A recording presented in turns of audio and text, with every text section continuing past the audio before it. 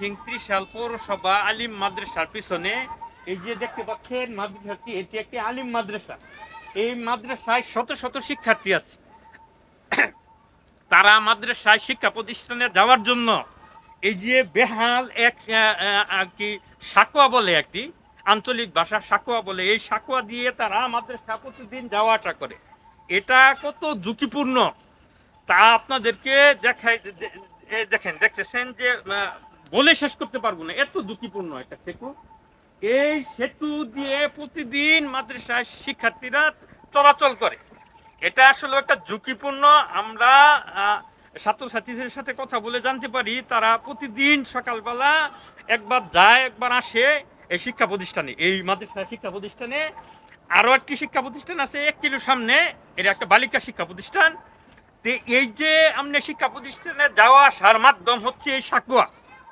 এটা আসলে একটা ঝুঁকিপূর্ণ, মানুষের যে কোনো সময় দুর্ঘটনা হতে পারে।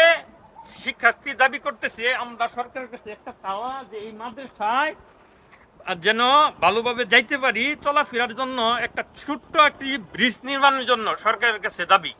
এই যে দেখতে পাচ্ছেন এটা একটা শিক্ষা প্রতিষ্ঠান, এটা বড় একটা শিক্ষা প্রতিষ্ঠান, এটা 80 দশকের একটা শিক্ষা প্রতিষ্ঠান। এই শিক্ষা প্রতিষ্ঠানে যাওয়ার শুধু মাধ্যম হলো এই সাকুয়া। সরকারের কাছে তাদের দাবি ছোট্ট একটা ব্রিজ নির্মাণের করার জন্য আর কি। শিক্ষার্থীদের দুর্দশা বিষয়ে আজকে আমি আসছি ত্রিশাল পৌরসভা 2 নং ওয়ার্ড। যে এই যে একটা শিক্ষা প্রতিষ্ঠান, এটা আলিম মাদ্রাসা। এই মাদ্রাসাটি 80 দশকের মাদ্রাসা। এখান থেকে অনেক শিক্ষার্থী আলেম পাশ করে বিভিন্ন জায়গায় গিয়ে চাকরি করতেছে। এর একটা সুনাম আছে, পত্রপত্রিকা এটার একটা নাম আছে। কিন্তু এই মাদ্রাসার দুর্দশা বিষয়ে, শিক্ষার্থী দুর্দশা বিষয়ে আমি আজকে কথা বলবো। আপনারা দেখতে পাচ্ছেন সামনে একটি মাদ্রাসা। এই মাদ্রাসার সামনে যে কাঁচা রাস্তাটি আছে এটি বর্ষাকালে অনেক পিছলে হয়। এটি দিয়ে শিক্ষার্থীরা চলাফেরা করতে পারে না, সাধারণ মানুষ চলাফেরা করতে পারে না।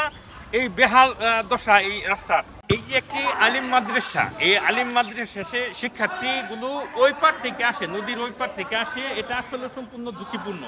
এই মাদ্রাসা আসার জন্য যোগাযোগ ব্যবস্থা হচ্ছে এটি। সরকারের কাছে এই মাদ্রাসা শিক্ষার্থীর দাবি সরকার ছোট্ট একটি ব্রিজ নির্মাণ করতো, শিক্ষার্থীদের আসার জন্য খুবই সুবিধা হতো।